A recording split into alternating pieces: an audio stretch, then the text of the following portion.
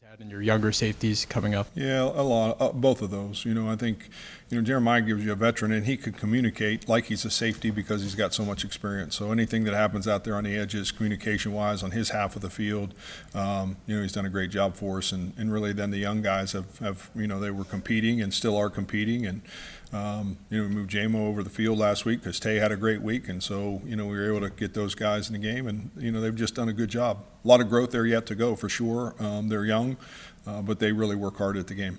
Yeah, how do you evaluate the safeties so far specifically?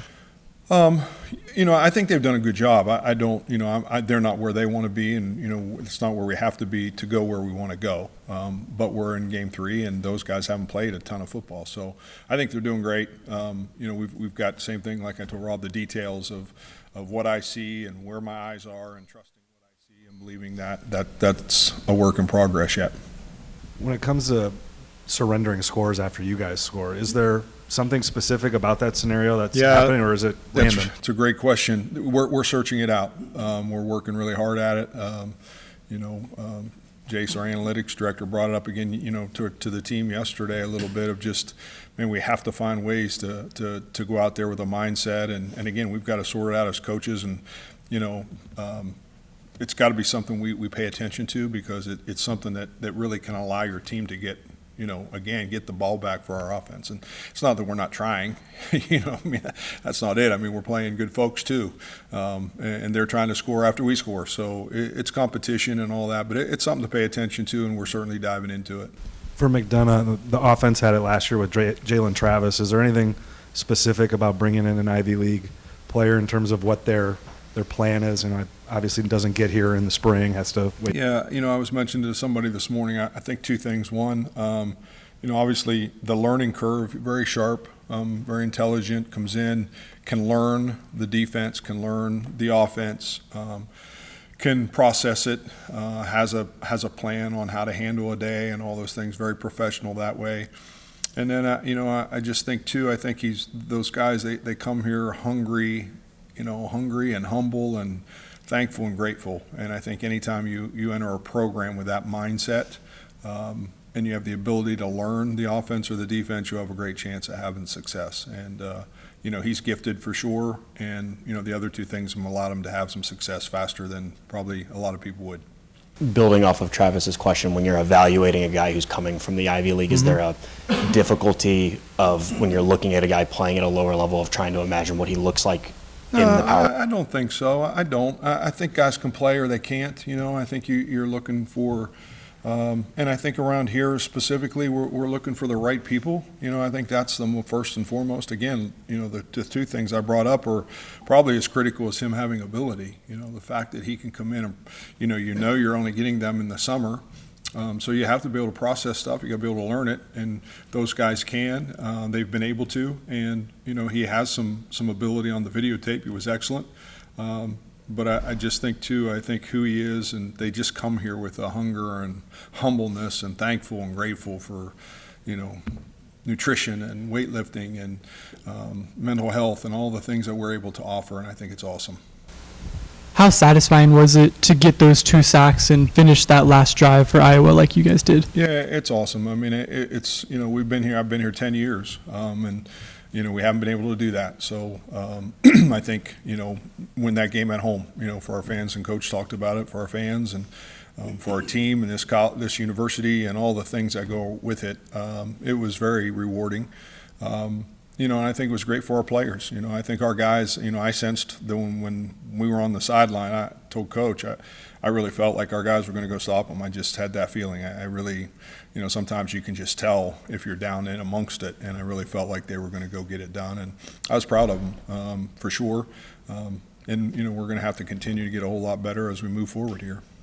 And then on a different side of the ball, Taylor Mauser, what kind of energy has he added over the years to this coaching staff? And when was maybe the first time you realized that he could be a pretty good player? Yeah, Mouse and I got together. We started together at Toledo at the same time. I had come in from Purdue, and Mouse had come in from the streets, I think, wandering around. But, I think the one thing you find in this business, there's guys that are and Coach says it sometimes, trying to be somebody or trying to do something. And I always felt like Mouse was a guy that was trying to do something. Like he always wanted to be a coach. He was always never afraid of work, never afraid of being assigned something. Nothing was ever too small for him to do. And I've been in this business long enough to know that if that's how you are, if you're humble and hungry, you'll make it. And I think, when Coach was talking about making him the offensive coordinator, I wasn't shocked at all. I think he's earned the right to do that. Grew himself from the ground up, and I just think, like I said, I pay attention to that stuff because I think that's really what makes coaches.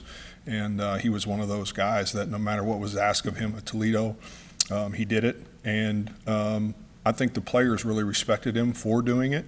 And I think the coaches did too, if they were paying attention. And I think that's why, he's here. And I think it's a tribute to him and his work ethic, and got a lot of spirit, and he's crazy and all that. And, I think it's good for all of us. I think it's awesome.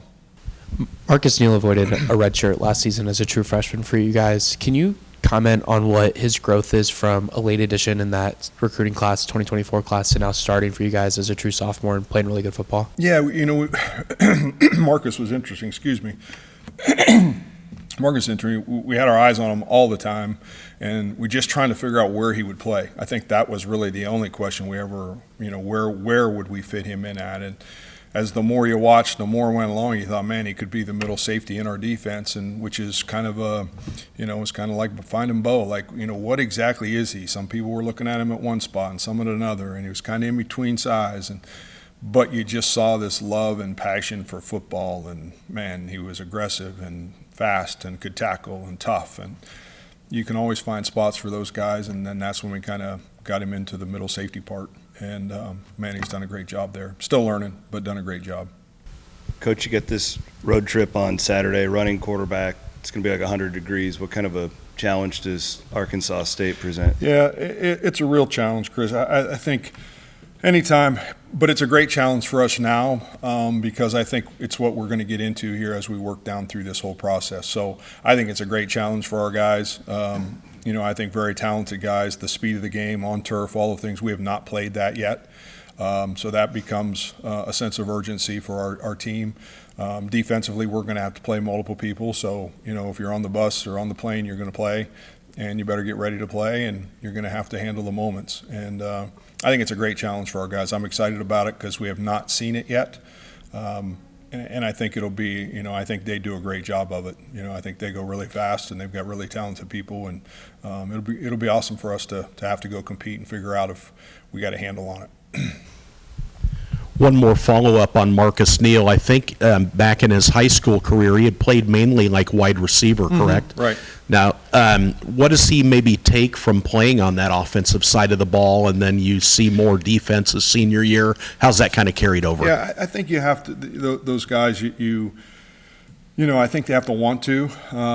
To move to the other side of the ball. It's been like some of the guys that have come here as wideouts and moved over. But I think, for him, he was just a guy that loved, and we told him early on what we were looking at him as, and looking at him as our defensive player. And, I think he just has the want to be great at whatever he would be asked to do.